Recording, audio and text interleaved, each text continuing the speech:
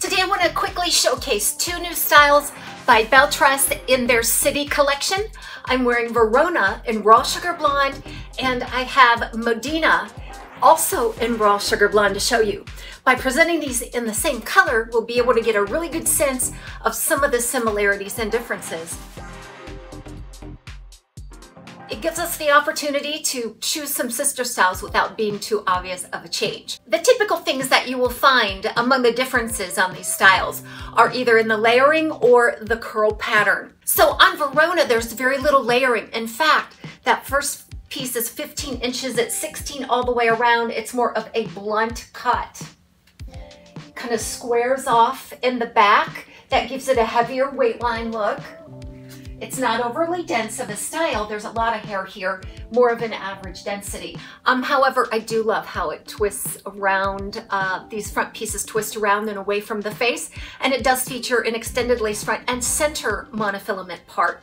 So let's take a look at Modena. Modena is about the same length, but you're going to see a lot of tapering and layering on this one, especially around the face. So right around 6 to 7 inches off of that fringe.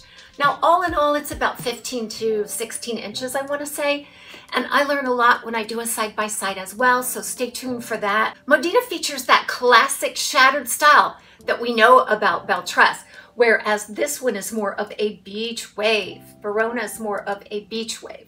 It's tousled. It looks sort of a salty air dried look, whereas this one has obviously been texturized on the ends, and there's a lot more layering all the way around. So this one also on Modena features that center part along with the extended lace front, just like Verona. I love that because it allows me to build in a little bit of contour and help sweep it away from the face. If I get a left part, sometimes I'm unable to do that. Plus there's a really nice wide parting space in there. So you can really shift that front around to give the illusion that you are changing the part and your look. So let's do a side-by-side then finally, and I hope you can pick up on some of the subtle differences that make the decision for you.